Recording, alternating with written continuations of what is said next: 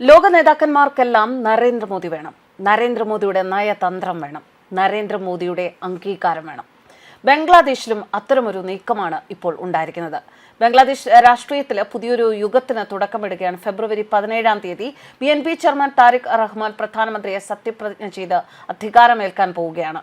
ധാക്കയിലെ parliament മന്ദിരത്തിന് മുന്നിലുള്ള southern പ്ലാസയിൽ വെച്ച് നടക്കുന്ന ഈ വലിയ ചടങ്ങിലേക്ക് പ്രധാനമന്ത്രി നരേന്ദ്രമോദിക്കും ക്ഷണം. BNP ഔദ്യോഗികമായി മോദിയെ ക്ഷണിച്ചു കഴിഞ്ഞു. വലിയ വിജയത്തോടെ അധികാരത്തിലേക്ക് തിരിച്ചെത്തുകയാണ് BNP. ഇന്ത്യയുമായുള്ള ബന്ധത്തിന് നൽകുന്ന വലിയൊരു പ്രാധാന്യം തന്നെയാണ്, അതോടൊപ്പം നരേന്ദ്രമോദിക്ക് നൽകുന്ന വലിയൊരു പ്രാധാന്യമാണ് ഈ ക്ഷണത്തിലൂടെ വ്യക്തമാകുന്നത്.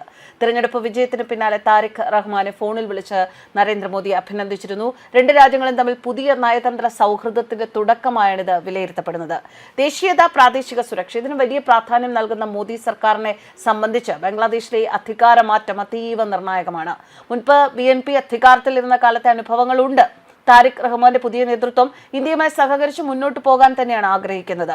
തീവ്രവാദ വിരുദ്ധ പോരാട്ടത്തിലും അതിർത്തി സുരക്ഷയിലും ഇന്ത്യയുടെ ആശങ്കകൾ പരിഹരിക്കപ്പെടും എന്ന് തന്നെയാണ് BNP വൃത്തങ്ങൾ നൽകുന്ന ഉറപ്പ്. ഷെയ്ഖ് ഹസീനയുടെ പതനത്തിന് ശേഷം ബംഗ്ലാദേശിൽ ജനാധിപത്യം പുനഃസ്ഥാപിക്കപ്പെടുകയാണ്. ഈ ചടങ്ങിൽ ഇപ്പോൾ നരേന്ദ്രമോദി പങ്കെടുക്കുമോ എന്നാണ് അറിയേണ്ടത്. ഇന്ത്യയുടെ അയൽപ്പക്ക നയതന്ത്രത്തിൽ എപ്പോഴും ബംഗ്ലാദേശിന് രാജ്യം മുൻഗണന നൽകാറുണ്ട്. താരിഖ് റഹ്മാന്റെ ക്ഷണം സ്വീകരിച്ച് മോദി എത്തിയാൽ അത് അതേ മേഖലയിലെ പാക് അനുകൂല ശക്തികൾക്ക് നൽകുന്ന വലിയൊരു താക്കീതാകും. ബംഗ്ലാദേശിലെ ജനങ്ങൾ തന്നെയാണ് ആദ്യം വരിക. ബംഗ്ലാദേശിനും അവിടുത്തെ ജനങ്ങൾക്കും ഏറ്റവും നല്ലത് എന്താണോ അത് നമ്മുടെ വിദേശ നയം നിർണ്ണയിക്കും എന്നാണ് ഇന്ത്യയുടെ നിലപാട്. 17 വർഷത്തെ പ്രവാസത്തിനു ശേഷം തിരിച്ചെത്തിയതിന് തൊട്ടു പിന്നാലെയാണ് താരിഖ് റഹ്മാൻ BNP തിരഞ്ഞെടുപ്പ് വിജയത്തിലേക്ക് നയിച്ചിരിക്കുന്നത്. ഷെയ്ഖ് ഹസീനെ പുറത്താക്കിയതിനു ശേഷമുള്ള ആദ്യ തിരഞ്ഞെടുപ്പാണിത്.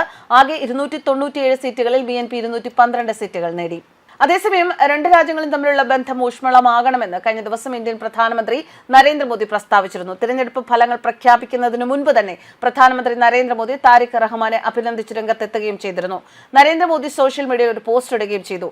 ഇന്ത്യ ഒരു ജനാധിപത്യപരമായതും പുരോഗമനപരതയുള്ളതും എല്ലാവരെയും ഉൾക്കൊള്ളുന്നതുമായ ബംഗ്ലാദേശിന് പിന്തുണ നൽകുന്നത് തുടരും. നമ്മുടെ ബഹുമുഖ ബന്ധങ്ങൾ ശക്തിപ്പെടുത്താനും നമ്മുടെ പൊതുവായ വികസന ലക്ഷ്യങ്ങൾ മുന്നോട്ട് കൊണ്ടുപോകാനും നിങ്ങളുമായി ചേർന്ന് പ്രവർത്തിക്കാൻ ഞാൻ ആഗ്രഹിക്കുന്നു.